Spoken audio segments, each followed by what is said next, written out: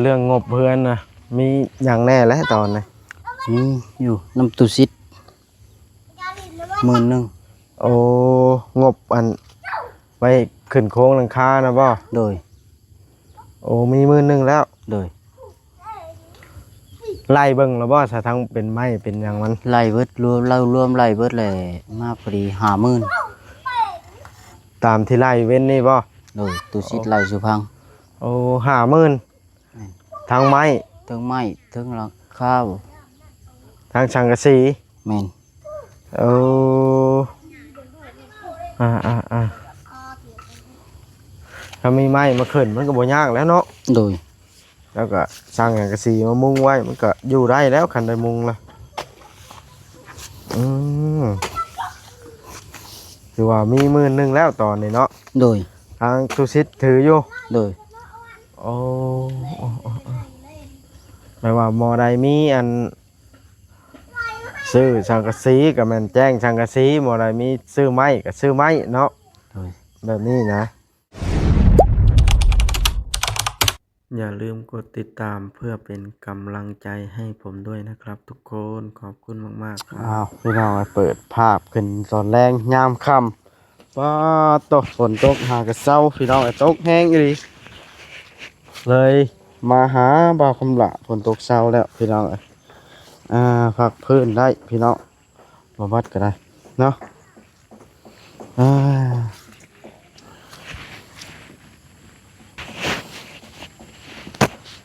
ก่อนอื่นต้องขอกราบทักทายสบายดีพี่น้องครับผมมาผัดผมมีคลิปลงพี่น้องเลยมามันนี่ก็ได้พอดีว่ามาเยี่ยมเบิ่งน้องแม็กเลยนะเพราะว่า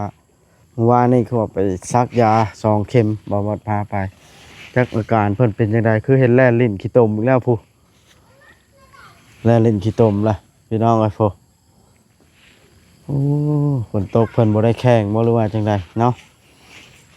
พี่น้องเอ้ยมาวัดกะ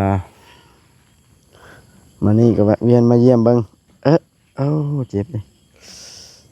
เป็นยังไงบ้างนะไปเข้าไปเบิ่งโอ้โตพากันเฮ็ดยังกระถึกอยู่บ้านไอ้ค่ำแล้วยังบ่ย่าอยู่เอามีดเข้ามาโอ้สบายดีเด้อตัดผมละไผตัดให้อ่ะนะ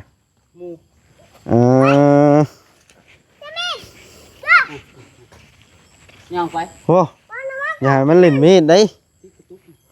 บ่ได้มันสิล้มใส่มันมืดมันทางมืดนี่เป็นไงอาการสบายดีไหมสบายดีนะแม่สบายดีนะแม่เศร้าแล้วคดีล่ะเศร้า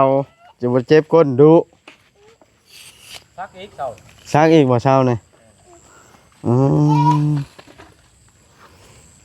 ปัดโตฟานคุดใส่บุ้มบั่มจนสิเต็มอีกแล้วห้องนี้กันเนาะ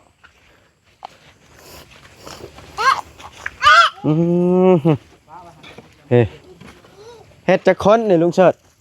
3 คนก็ไม่ขึ้นเหรอวะพอแล้วซะจึงแล้วไว้เราบ่าวคำลาลุยผู้เดียวว่าจะเอาผู้เดียวอยู่พัดเดือนนึงโอ้ยากได้ผู้เดียวมันเมื่อยยากมานี่นะกว่าเจ้าก็ได้มันไก่นี่ขี้ตมแท้ฮะใช้สอยคอนะเอาไว้เลยเอาไว้ละลูกตุกลิกติ้งพูด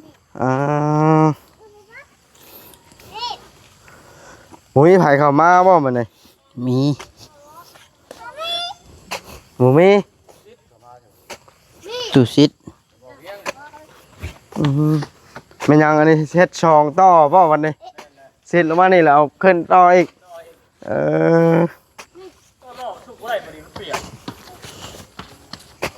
2 คนเสร็จผู้หนึ่งเราสว่านขึ้นพี่เนาะ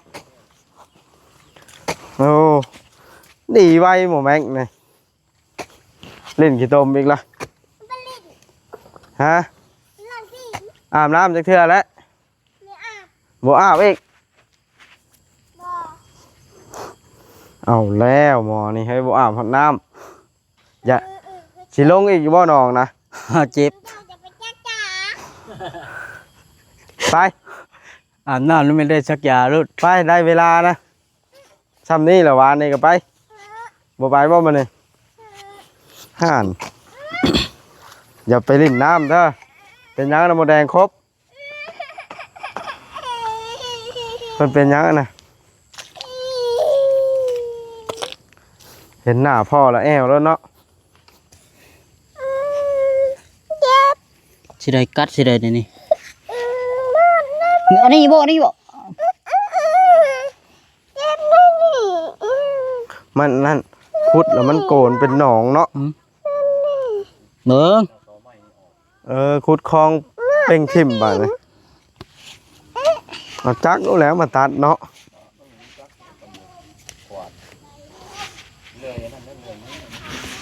เบิ่ง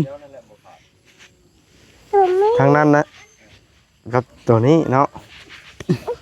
ไปอย่ามาอยู่นี่บ่ได้ครบ ตัดเอาขึ้นไม่ได้ดอกดินมันเปียก กันสิขึ้นรถไทยไปทิ่มกันเนาะ รถไฟมันยังแค่บุไฟ บ่ไปบ่เด้อ ฮะ บ่ไป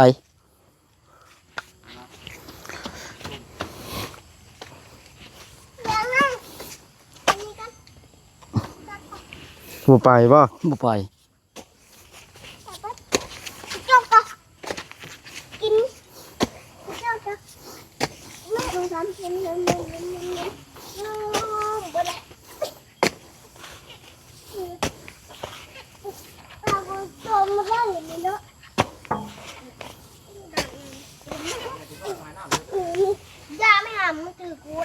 ไปหายได้ปู่เอ้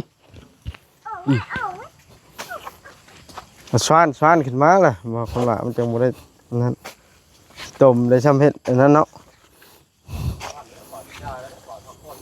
ยาแล้วบ่ทางนะค่ำแล้วเนาะข้าวยังบ่เว้นได้บ่คนละ ทอดไข่ ทอดไข่ แม่น อืม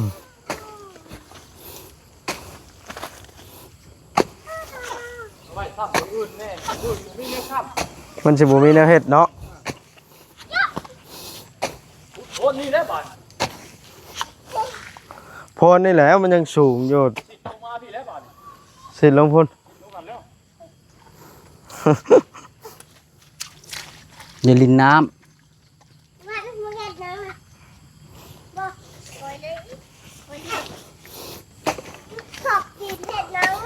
ไปได้แข่งพลเฮ็ดเลยบ่หรือว่าวันใดอะน่ะ บ่ได้แข่งตกแฮงกับไปแล้วตกก่อยบ่ได้อยู่ตกแฮ ผม ง ฝนตกนะหยุดเนาะ แม่นหยุด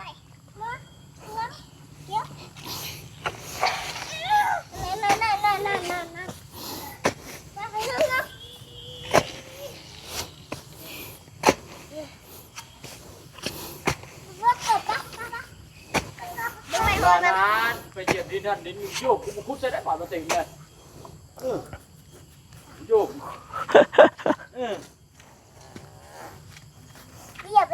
เพิ่นหันไว้เนาะตามยาจักเข็มรวมเบิดนะ 4 4เช้านี้2 ตอนนี้2 โอ้หันไว้อันนี้ หังบ่ได้บ่ทันได้กินซ้ํอยากกินก็ กินกันไว้แล้วกินได้ตอนแรง กินได้ได้กุมบ่ทันเฮาสิได้เลยหาด่ะเว้ายากกินนี่ ดีเลยมาเล่นน้ำเล่นขี้ตมแล้วเนาะ โอ้ย ก็บ่เป็นแล้วเป็นแบบนี้ ย่าไหมอ้ายพาน้องย่าไหม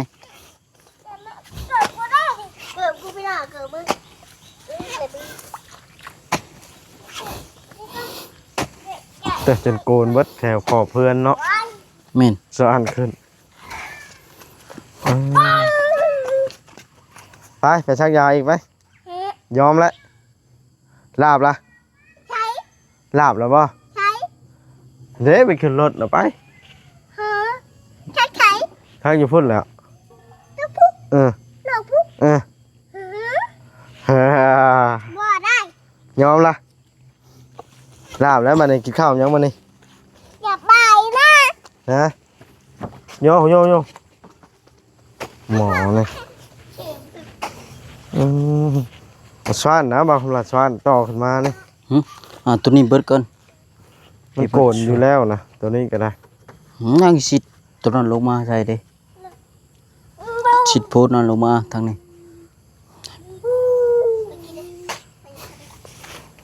เป็นขี้ตมเนาะ แม่น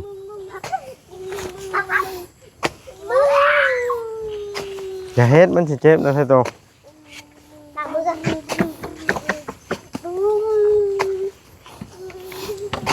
อืมใครล่ะน้องแม็กดีไว้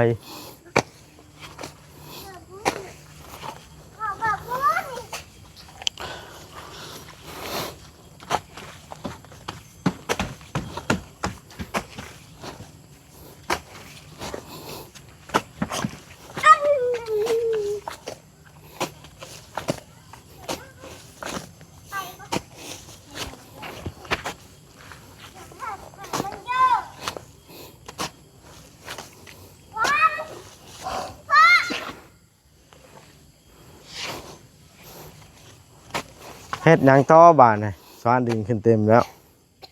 เจือนดินตัวนี้แหละก่อยพ่อว่ากุนทางยางออก เฮ็ดทั่วเนาะ แม่น หลายอยู่เหี้ย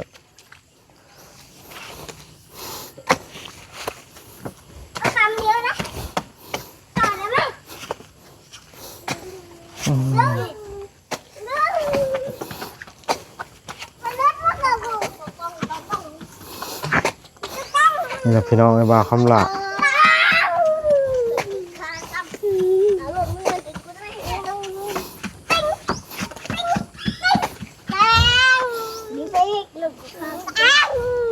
เต็มปุรูบาทเลยเนาะมาเอินต้องแล้วมาเอินนะยังซ้ำเลย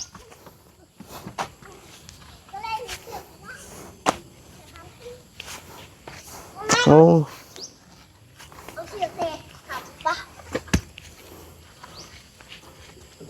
เอาอันนั้น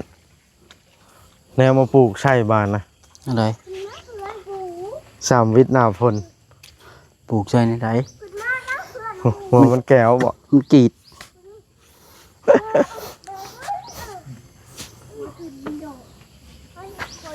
สามสกีคุดได้นี่หัวมันแก้วนะมันสูง คือกระเบิดโกนคือเก่า เนาะแม็กเนาะลาบบ่เพิ่นนะลงอาบน้ำนะ บ่อยากลงบ่ไปแล้ว ไปแม็กลงอาบน้ำไปพุ่นเลยกันอาบแล้วถึงชักยาบ่มันตัวลงไปใกล้มันโดนชักยาแล้วได้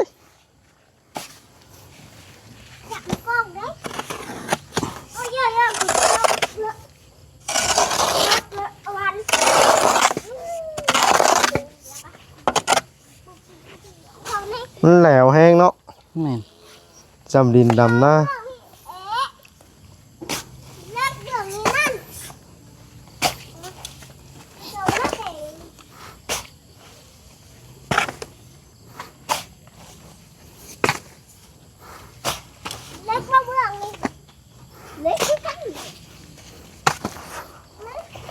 ขาไอ้เกินลุงเฉิดฟันซอยบ่ แม่น อืม ดีลีเพิ่นก็ได้ซอยเอาดินเข้าอันนี้บ่แม่นเรื่องง่ายๆเด้อเพื่อสิเอาดินอันนี้เข้าได้เนาะ เลย ผู้เดียวนี่เขาจะให้อยู่ดอกพี่น้องเอ้ยเพื่อเต็มดินบ่ถึงสูงอันนี้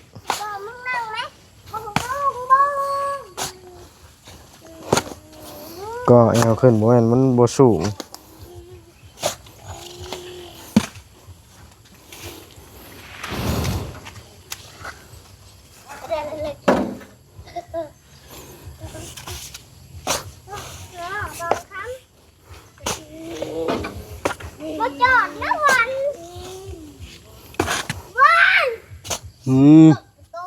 อย่าพาเดลินนะบอกย่าไหม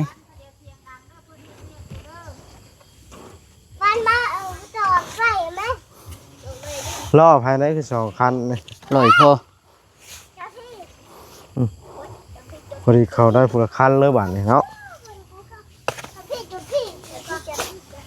อื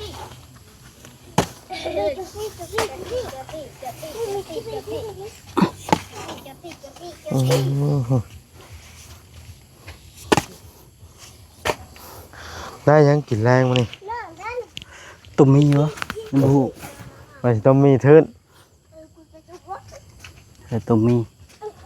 เป็นงานแล้ว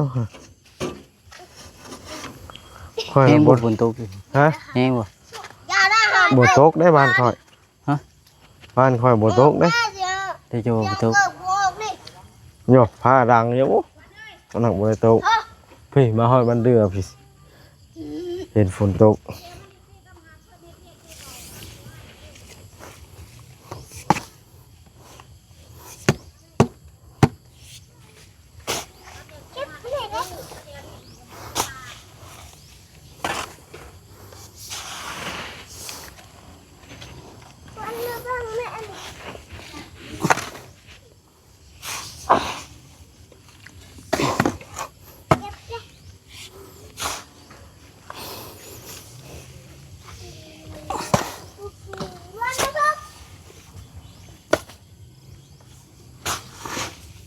ชวนหลายมันนักดินเปียกบ่บดนี่ เป็นดินเหนียวเนาะ อืม มันเปียกมันเป็นขี้ตมแล้ว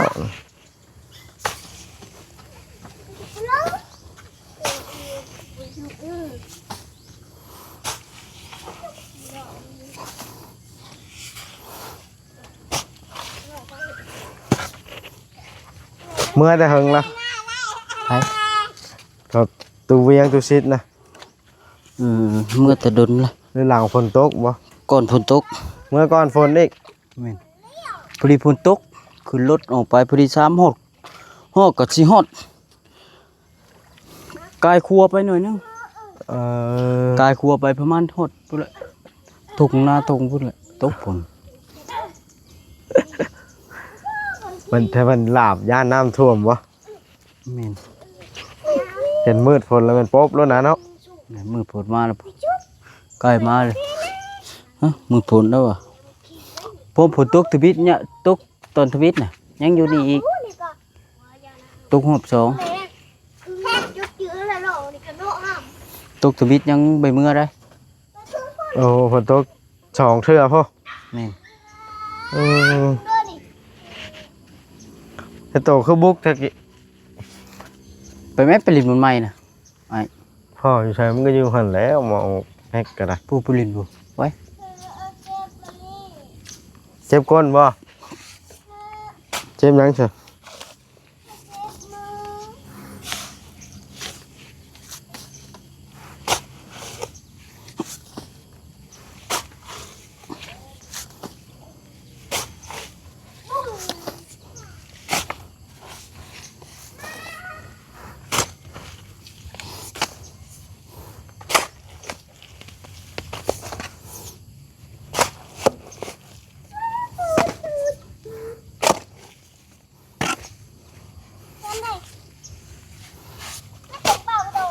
มันยามแรง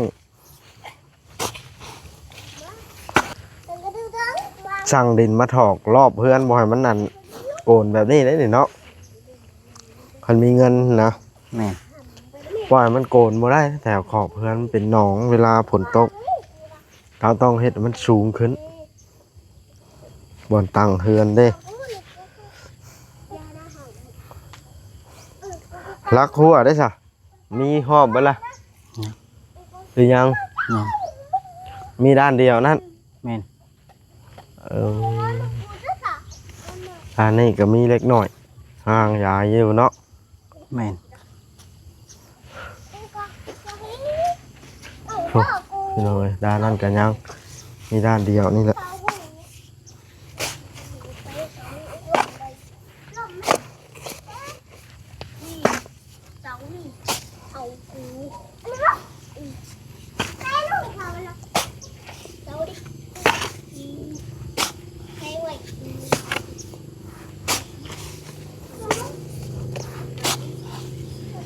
รถไฟบาทนะ เดี๋ยว คนในบ้านนี่เนาะ พุ่นสว่าง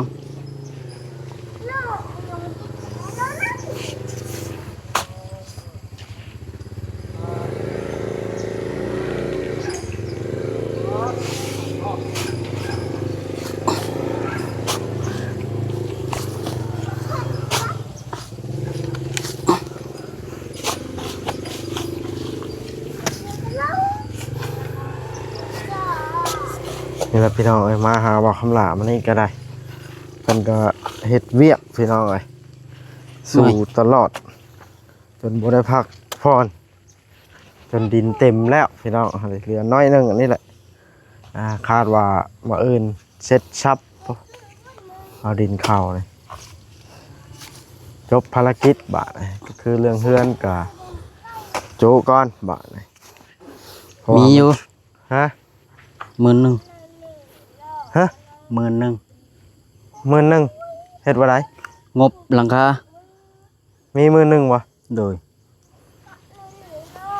มันพายถือเงิน10,000อ่ะนะ ตุชิด โอ้มีงบหลังคา โดย พอละ10,000เนาะพอบ่ บ่พอรวมเบิด50,000 สังกะสีอันใด โดยรวมเบิด50,000 โอ้ ถึงสร้างถึงหลังคาแม่นเบิด50,000 โอเคสำหรับพี่น้องคลิปนี้ก็ได้